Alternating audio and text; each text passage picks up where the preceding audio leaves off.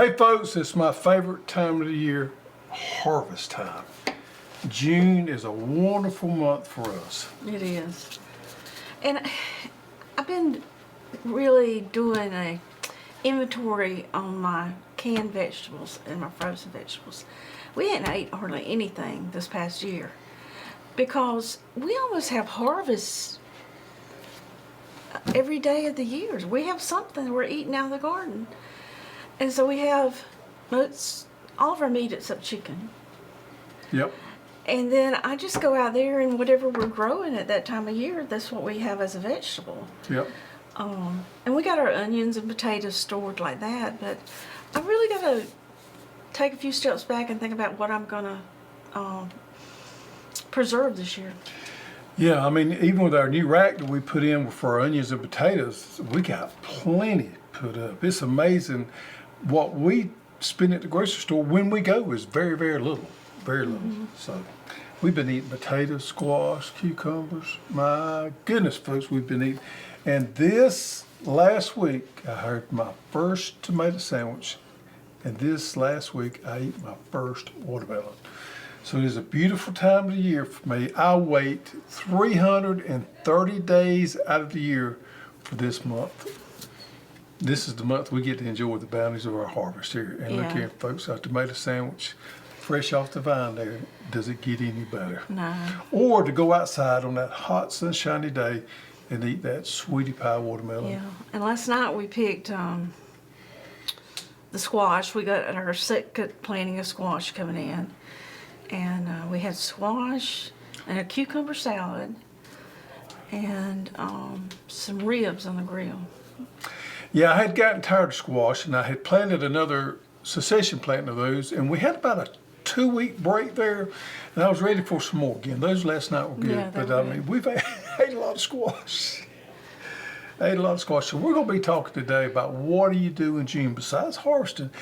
Now, us here in the Deep South, we're on a schedule that most of y'all may not be on, some of y'all may be on, but it's just harvest season for us.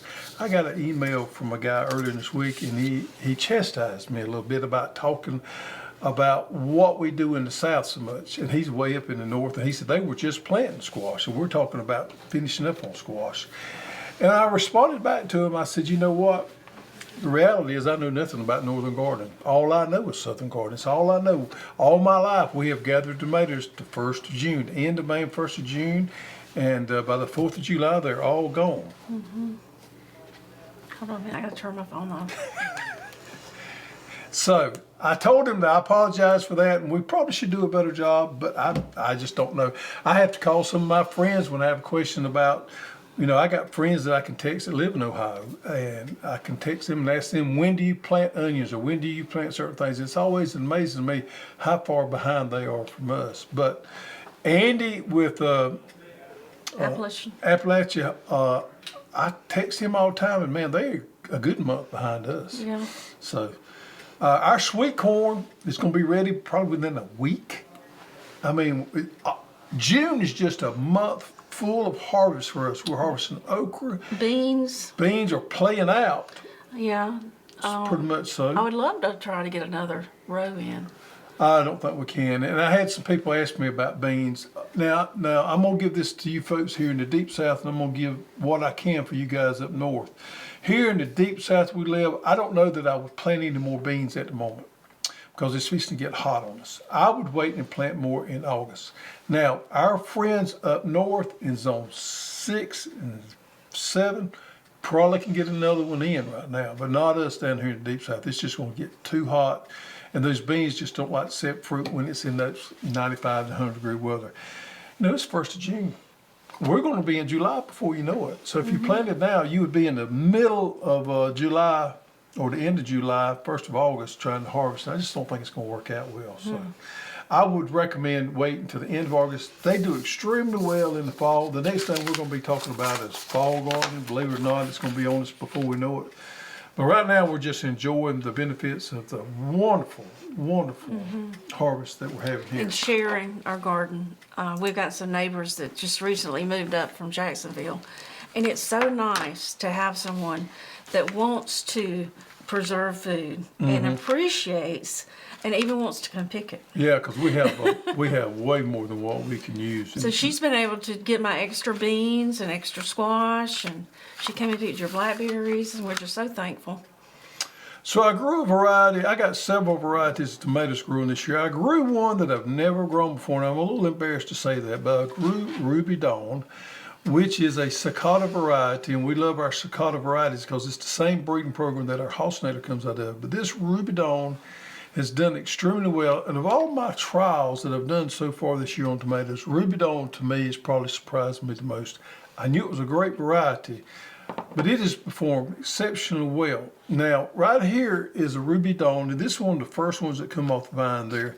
And you see it doesn't have a lot of size to it. Well, these are indeterminate types, and I don't heavily prune my indeterminates type. A lot of people get confused about pruning tomatoes and think they will get more tomatoes if they prune. It's not necessarily the case, especially on indeterminates. What you will get is bigger fruit if you prune or sucker. And pruning and sucker is actually two different things. But if you sucker them and keep them suckered out, you will get bigger fruit. To me, this is acceptable. This size here is acceptable for a indeterminate type. What I like about it, it is such a clean tomato there. You see on the top there how clean those shoulders are? It's nice. That's unusual to see a variety as clean as what this right here.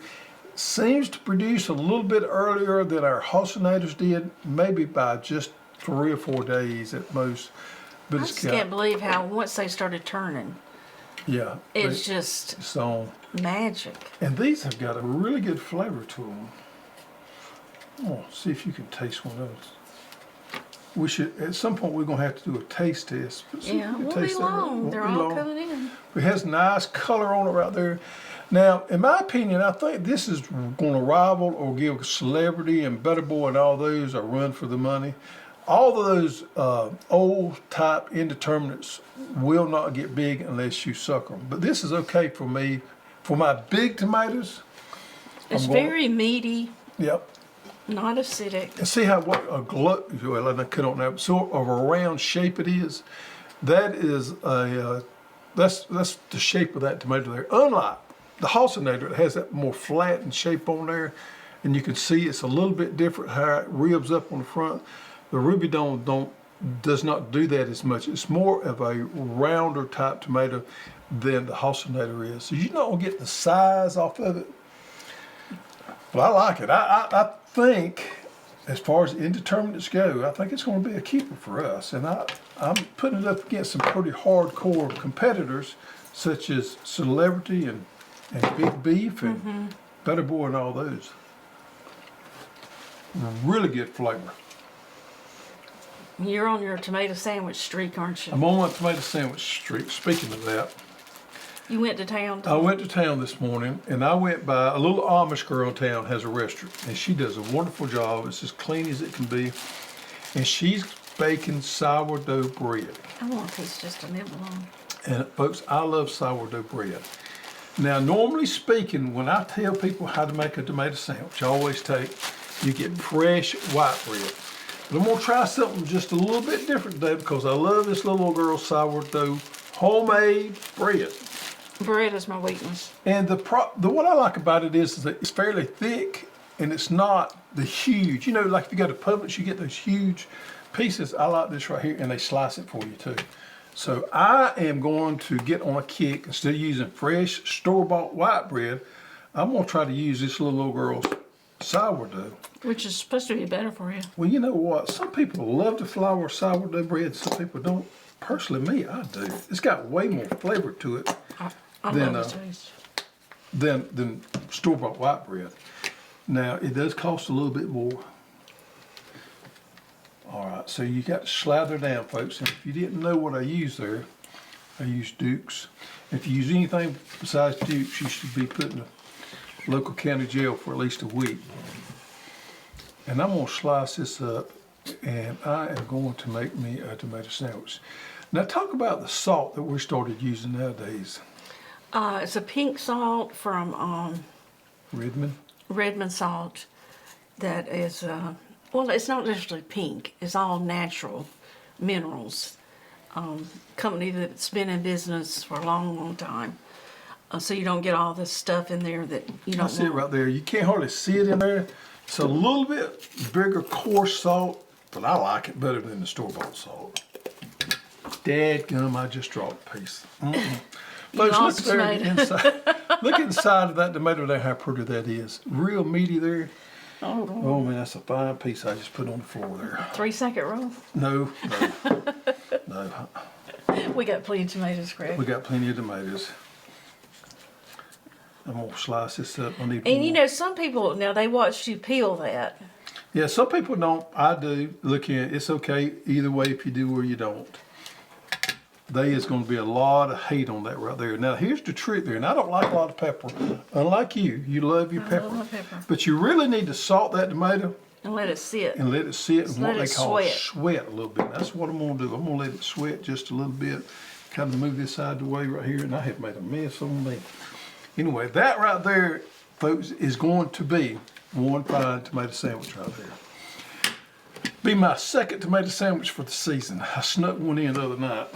So what about lettuce and bacon? And You know what? I can put a little bacon on there. I love our homegrown bacon to put on there, but I can do with or without that. It's not a big deal for me, but I do like it on there. If I'm in a situation where I'm fixing supper, I may fry a little bacon. But for lunch, straight tomato sandwich. Yeah. The more you add to it, believe it or not, it doesn't get as good. So a lot of people will get hung up, and I've done the same thing, putting hoop cheese on there and putting some lettuce on there and all that. It really takes away when you get too much of it on there. So to keep it simple, It's a tomato sandwich. it's a tomato sandwich. Not a BLT, it's a tomato sandwich. Although I do love a good BLT. So that's where we're at on that right here. You can see the harvest we're getting here. We've got some yellow boys coming along. They're a little bit small here because these are coming off the bottom right there. That would also make a wonderful tomato sandwich right there. I love these yellow boys. Now, I didn't bring you any, but let's talk about cherry tomatoes just for a minute. I've got several varieties growing down there. I got a trial variety of beta bombs growing that I'm not real crazy about. They're supposed to be really high in beta carotenes. And I've got probably 4 types of cherry tomatoes. And we seem to go back to sun sugar. Sun sugar just out flavors each one, and it produces just as much of more. And you know, we've got several different cherry tomatoes. We got reds and we got yellows. We got one called Esterina that's probably close to sun sugar. But I'm gonna tell you, sun sugar's been out a long time, and it's just nearly impossible to beat what a sun sugar Yeah. cherry tomato is. It is a yellow cherry tomato, and I've been snacking on them like crazy every time I go by there. They're producing well. I And put them all in the cucumber salad last night. I don't know why anybody should grow anything but sun sugar. To be honest with you, I don't know. I've not lost the first tomato to disease so far. Knock on wood. So everything's been good. Our watermelon crop looks good. We got a sugar baby there. Do you want to cut Not it? sugar baby, sweetie pie. Excuse me. I may. You know, it's always kind of iffy. It's cutting got that yellow belly on It's it. got the yellow belly on there, but I'm still a little bit worried about it. I may cut it in a minute. I cut one yesterday and it was right, and I picked that one out of there. But Was the curly Q? it was, the curlicue was dried up. So, What is? but the problem is on these, and we've done videos on how to tell when the watermelon's ripe. So the way you tell is you go back to the curlicue, and the curlicue's got to be dried up. You need like that nice yellow belly on the watermelon. That being said, your very first ones that you get off from there, you need to let it sit just a little bit longer because they don't turn quite as quick as some of the rest of them. Now, once you start harvesting, you can go by the yellow belly and the curlicue are just about perfect. But those very first ones, give yourself a few extra days after they turn, that curlicue dries up in the yellow belly before you get into them. All right, so what do folks need to be doing in June? So what can they still sow or succession plant?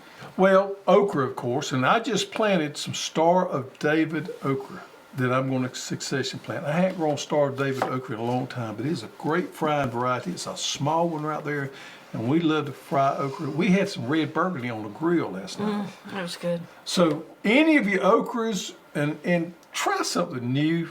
Heck, if you got time. I mean, if you've never grown Star of David, grow something like that if you like a frying okra, just to experiment. But okra is a good succession plant. Of course, we got our sweet potatoes in the ground. They love the heat and everything. Our folks up north, they can get another cucumber crop in. I think down here it's going to be too hot to get another cucumber crop in at this point. So, What about peas? cowpeas would do okay. They would do fine. The problem with those, they may get a little stung up. Personally, I think you should wait till the end of August to plant your cowpeas for a fall crop. Yeah. And succession planting, one thing that we typically do, but you didn't do this year, is sometimes you just wait till those squash vines are just mangled and look bad. This year, you pulled them before they looked bad. And you know why? Why? I am trying to do a better job controlling my vine borers and my squash bugs. So one of the things that you can do if you have bad squash bug or vine borer problems is just as soon as you get through with those squash, get them out and get that garden clean, get it turned over. When you leave those vines out there over a period of time, those insects just have a smorgasbord to reproduce right there. So I have found that keeping a cleaner garden and moving that stuff out of there just quick, it's hard to do. Yeah. It's hard to pull them out when they're still producing, but when it comes that time, get them out of the way, put them in the compost pile, and move to something else. And what you're gonna do is you're gonna find your insect pressure gets less. And when you move to something else, you don't need to let the bed stay dormant. Not Put something in it. And I like to put something else in there. I like to do crop rotation. A good rotation, there's flowers behind that. So behind those squash, we come in there with something like zinnias that squash bugs don't really like, or vine borers don't like, or anything like that.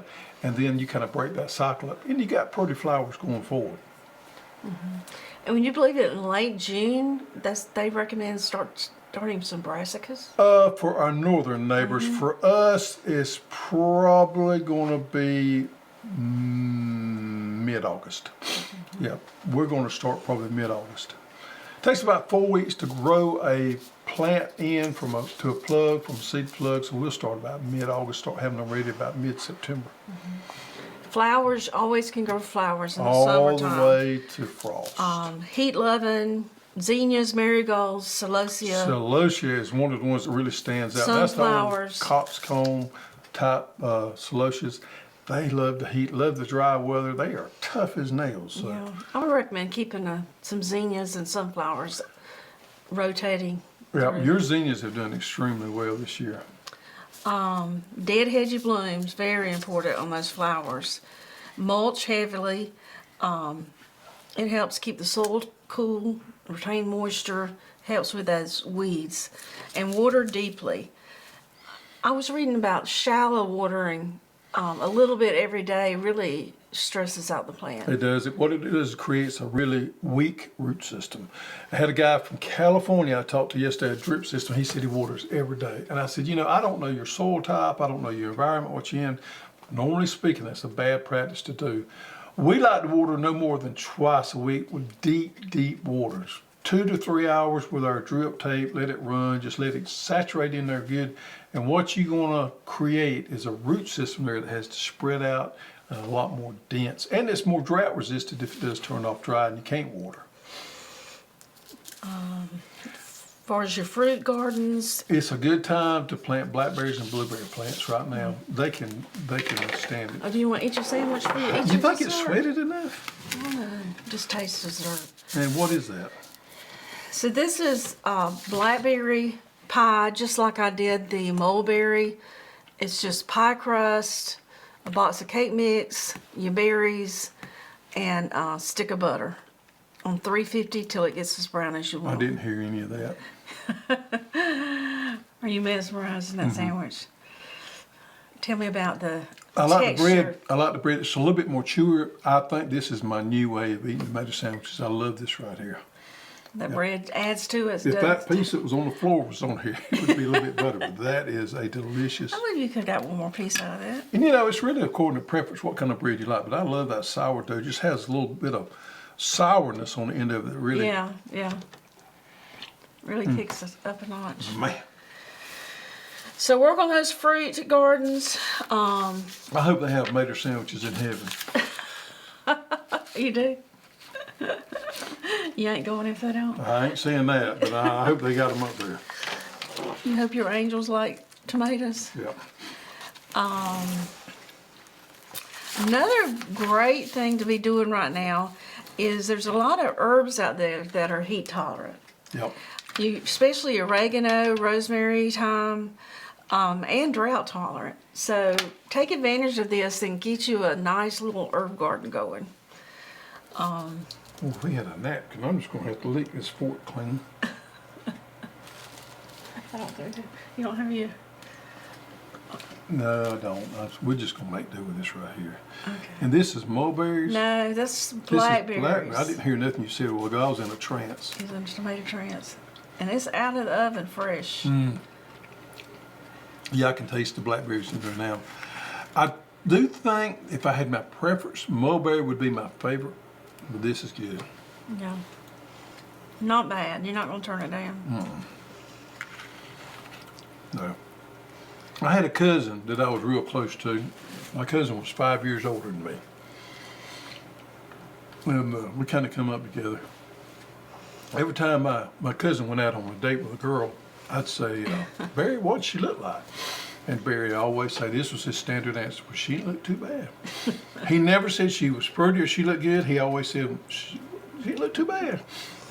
So, Was there ever one that was too bad? they was borderline. But that was his standard answer. They didn't look too bad. And that's my standard answer. That's not too bad. So the herbs, keep them harvested. Even if you're not gonna use them, hang them up in your kitchen window or bathroom, and just enjoy those fragrances. Basil blooms, you want to keep those pinched off, so it keeps producing the leaves. In June, plant a second planting of basil or dill.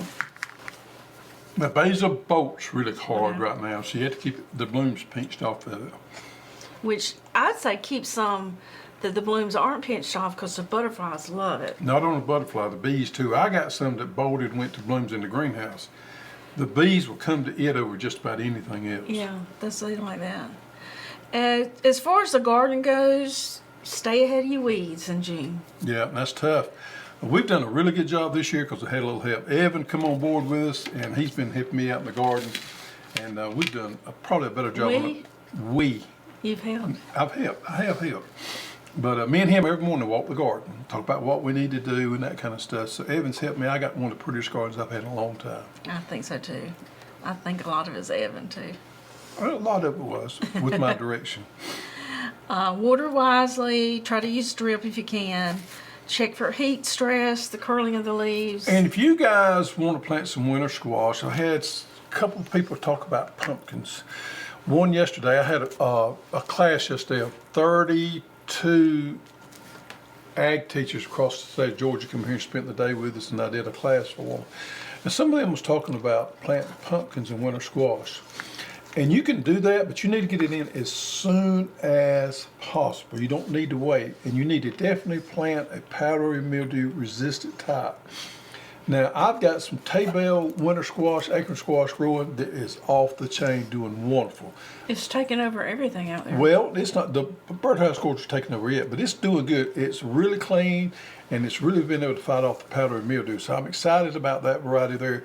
We have some pumpkin varieties, some hybrids that have really good powdery mildew resistance. And those are the ones I would highly recommend instead of an heirloom type. And then on top of that, you're still gonna have to keep it sprayed to keep your mildews at bay. But going into the summertime, that is something that you could grow. Of course, you gotta watch those squash bugs, you gotta watch those vine borers and all that, so you'll need to keep an insecticide application on it as well. Provide shade for the sensitive crops. You know, I've heard a lot of people talking about they're gonna put shade cloth over the tomatoes. We don't do that. We don't do that. We let them, we just grow them naturally. It don't work for me, okay? It may work for other folks. If it works for What you, does let this us buy know. you a month or so? I don't think so. I don't think it would. I think the heat, the humidity would just take hours There's out. not enough airflow. Not enough airflow. I think it's just a natural progression. Come to end of July, our tomatoes are done. Toast. Toast.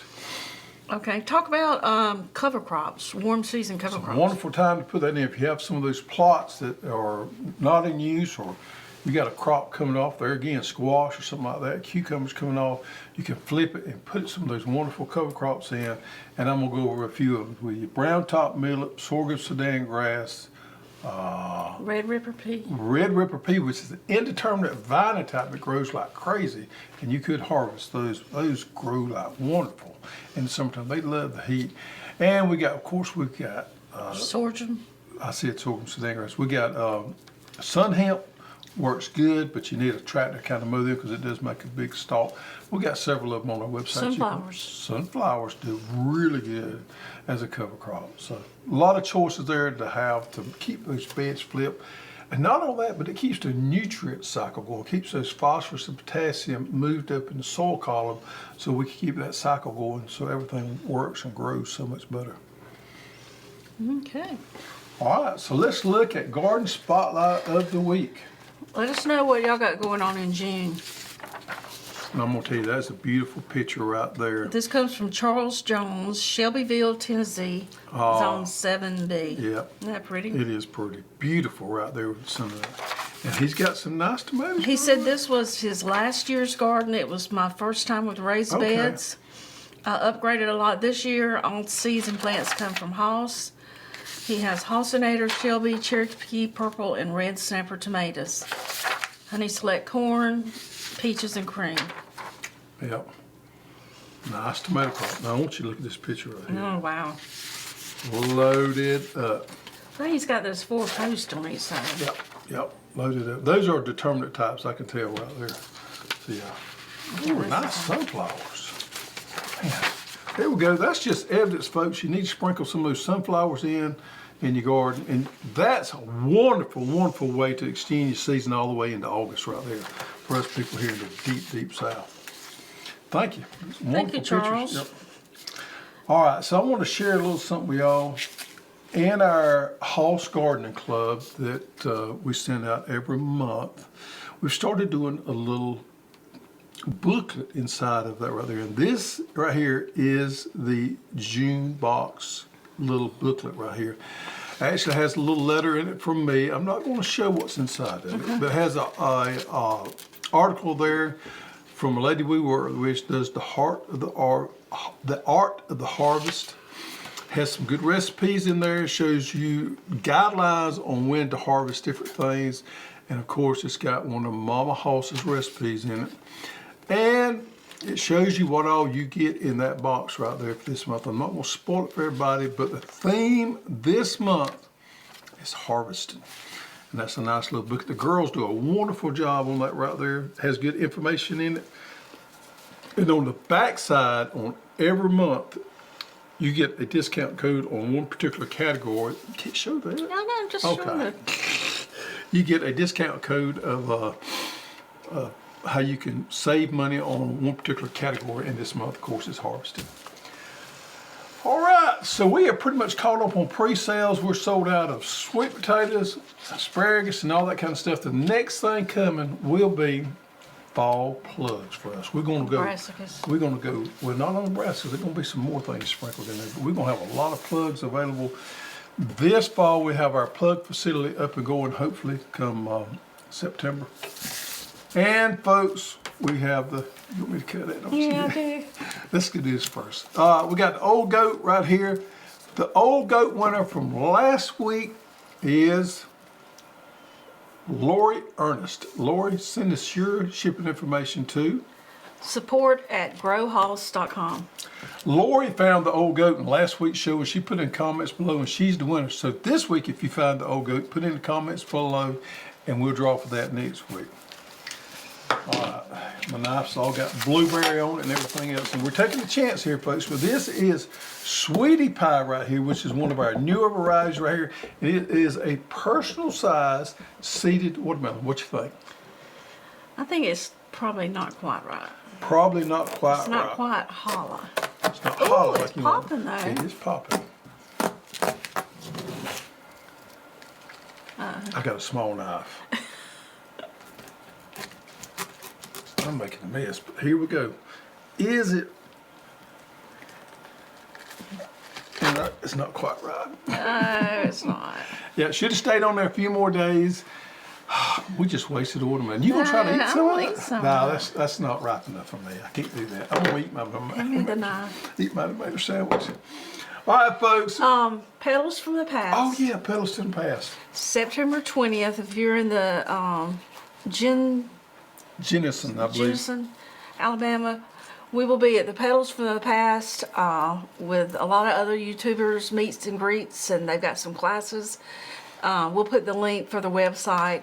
There's no charge, but they would like to have a number to know how many food trucks and bathroom facilities to have. Yeah, it's a great event to do in September because we all know there's not a lot going on in September. So if you need a little road trip there, that's a wonderful way to spend your weekend. We'd love to see you there. And there'll be a lot more people there besides us that you'll probably recognize. So it's a great event. It's wonderful for us because we get to visit with all our friends. It's not good, is it? No. I knew that. Sweetie pie, but it needs to be riper than that. No. All right, folks. June, wonderful harvesting month for us here in the South. You guys up north, just eat your heart out. It will be for you guys soon, but we're enjoying the harvest right now, getting fat and sassy. I have put on a few pounds. I have put on a few pounds too. Thank you for watching. Now you get outside and get your hands dirty.